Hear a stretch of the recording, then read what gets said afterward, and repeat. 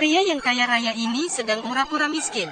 Whisky yang berharga $50.000 dituangkan ke botol whisky $2. Saus daging premium dikemas ke kaleng promosi. Ham impor juga diganti dengan kemasan diskon. Namanya Santi. Beberapa hari lalu, istrinya minta cerai karena dia miskin. Tapi keesokan hari, dia memenangkan loteri $200 juta. Tiba-tiba dia menjadi orang kaya. Penasihat keuangan bilang ke dia, jika bercerai sekarang, harus bagi $100 juta ke istrinya. Jika tidak ingin bagi, dia harus pura-pura miskin. Ada uang tapi tidak bisa berfoya. Hal ini sangat sedih. Jadi dia pergi ke mall untuk beli baju mewah terlebih dahulu. Lalu beli sebuah jam mahal. Saat dia mau keluar, dia hampir ketemu orang yang dia kenal. Dia pun bersembunyi di salah satu toko dan suruh penjaga toko menahan mereka. Melihat pakaiannya mewahnya, penjaga toko tahu maksudnya dan membantu menahan temannya. Pulang sampai rumah, dia menyimpan barang mewahnya di gudang dan menggantikan kemasan whisky dan ham dengan kemasan yang murah. Setelah itu, akhirnya dia bisa menikmatinya. Santi pun segera makan 1 sendok. Menjadi orang kaya membuat dia lupa. Santi tidak tahu bahwa hal yang dia lakukan akan memberikan masalah pada dirinya. Saat itu, istri pulang rumah. Dia pun terbaring di atas sofa. Saat ketemu istrinya, dia sudah melepaskan pakaian mewah. Istri menyuruhnya untuk bekerja di supermarket tempat dia bekerja, agar tidak dicurigai.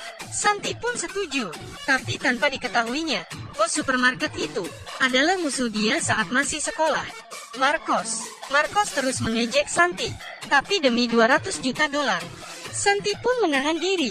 Akhirnya, dia bekerja di supermarket di siang hari. Malamnya dia pergi ke resto mewah. Kehidupan orang kaya selalu sangat senang dan bahagia. Hari ini mertuanya datang ke rumah. Istri mengeluarkan whisky $2 itu. Santi sangat gelisah. Dia pun bilang whisky ini kurang bagus. Ganti botol yang lain. Mertuanya bilang, kamu ada whisky yang bagus? Seperti lagi menghina Santi.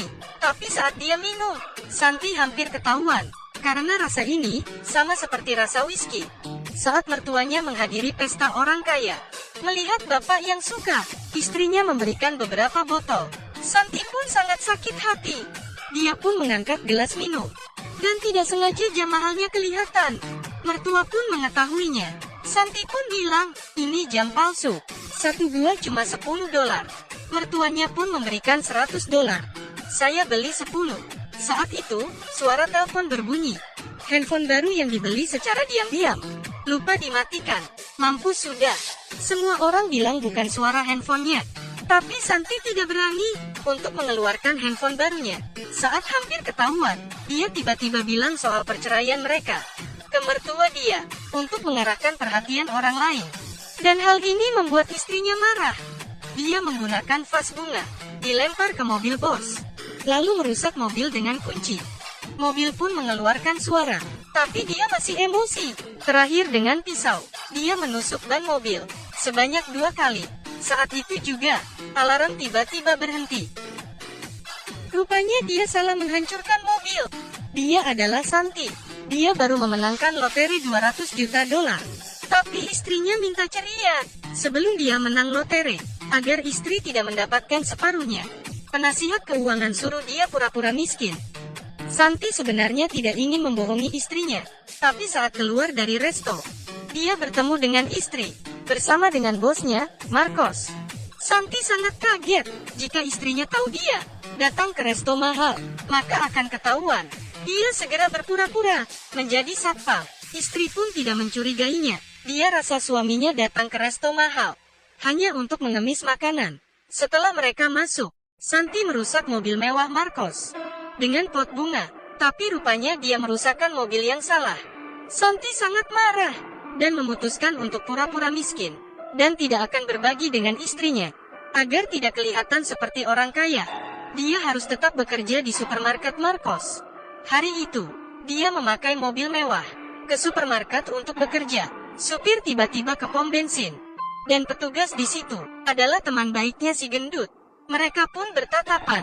Santi pun sangat kebingungan. Si gendut mengangguk kepala. Santi tidak tahu apa yang harus dia buat.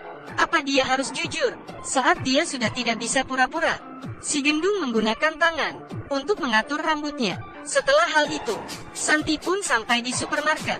Tapi dia terlambat. Marcos pun memarahi Santi di depan istrinya sendiri, tapi demi 200 juta dolar. Santi pun menahan emosi. Setelah pulang kerja, dia datang ke klub malam. Dua teman baiknya sedang minum bir. Tapi Santi tidak bisa bergabung dengan mereka, karena sekarang dia butuh teman yang kaya juga.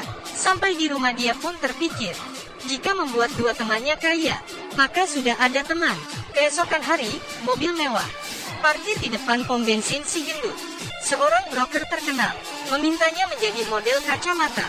Setiap hari si Gendut harus memakai kacamata dan bisa dapat 8 juta dolar.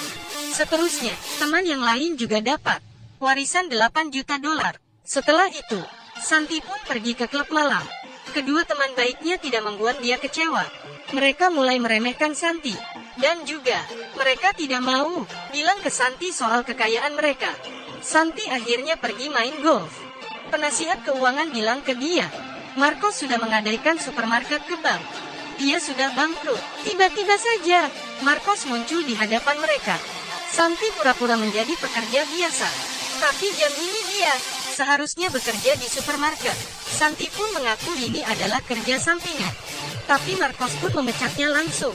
Sampai di supermarket, Santi segera bilang ke istrinya, Marcos sudah bangkrut. Tapi istri tidak percaya. Dia kira Santi cemburu dengan kekayaan Marcos. Keluar dari supermarket, teman baiknya membeli sebuah mobil mewah. Santi kira mereka bisa menggunakan uang untuk mengubah hidup. Tapi mereka terus berfoya-foya. Santi yang mencoba menasehati, tapi mereka kira Santi cemburu dengan mereka.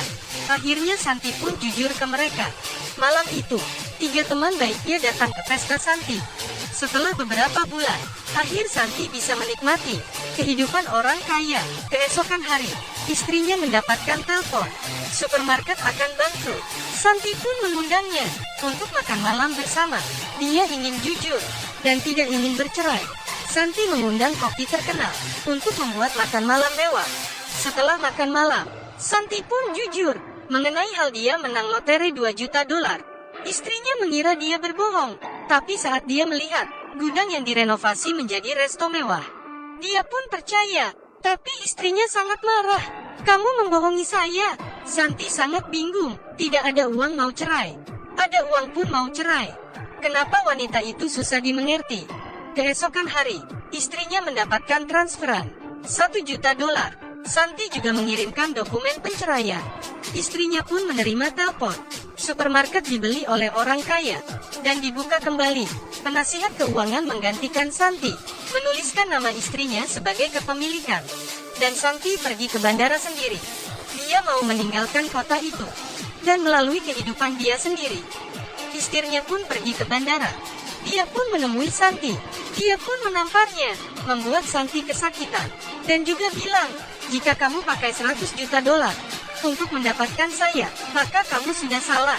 Santi pun mulai mengerti. Akhirnya mereka bersama kembali. Kedua teman baik Santi juga melalui kehidupan orang kaya. Bisa dibilang, ini adalah film lelucon dan juga film yang sangat bermakna. Semua orang pasti pernah berpikir, jika dirinya bisa menang lotre, tapi kamu bisa bagi ke temanmu?